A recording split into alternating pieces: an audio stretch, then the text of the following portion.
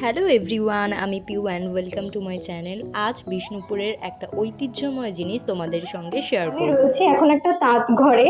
তো তাঁত ঘরে শাড়ি, বালুচরী, স্বর্ণচরী সব সব তৈরি হয়। তৈরি বা মেকিং প্রসেসটা কি করে হচ্ছে সেটা আমরা একটু দেখবো আর জানবো।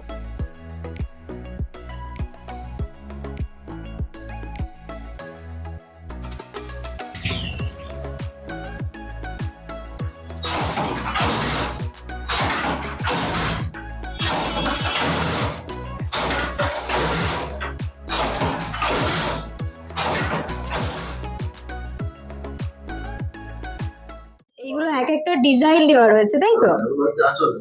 আঁচলটা হয় না শাড়ি। হ্যাঁ, শাড়ির আঁচলের ডিজাইন। ডিজাইনটা আমাদের বড় দেওয়া আছে। হ্যাঁ, ওই সাদা মতো এইগুলো। হ্যাঁ, এগুলো ডিজাইন আমাদের কাটা আছে, করা আছে। আর যতবারে মেশিন কিনবো, আচ্ছা, ততবারে ডিজাইনটা হয়ে যাবে। আপনারাই বানান এই সুতোগুলো? এগুলো এই যেটা আছে না, হ্যাঁ। এটা আছে আমার বেঙ্গালোর থেকে। কোথা থেকে? বেঙ্গালোর। ব্যাঙ্গালোর থেকে। এটা যে কাকু বানাচ্ছে এই শাড়িটা হলো স্বর্ণচরী, তাই তো? এই শাড়িটা কি পালিশ হচ্ছে, পালিশ হয় না? হ্যাঁ। পালিশ হচ্ছে। জল দেওয়া হবে, জল দেওয়া হবে, আলাদা রকম আইটেম। ইজি দেওয়া জলটা শাড়ির মধ্যে এখন যাচ্ছে। জলটা দেওয়ার কারণে কি হবে? দেখাচ্ছি যে ময়লা আছে না, আচ্ছা, ময়লাগুলো ময়লাটা উঠে যাবে। আশা করা থাকবো না।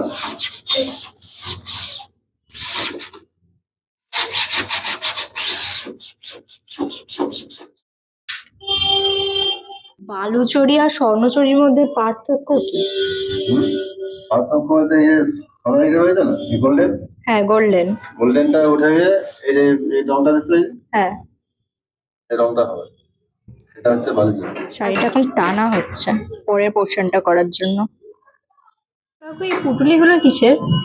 ওগুলো বালি আছে। বালি। ও আচ্ছা, ওয়েটটা ইয়ে করার জন্য, তাই তো? কতটা এফোর্ট লাগে আর কতটা সময় লাগে একটা স্বর্ণচরী তৈরি করতে।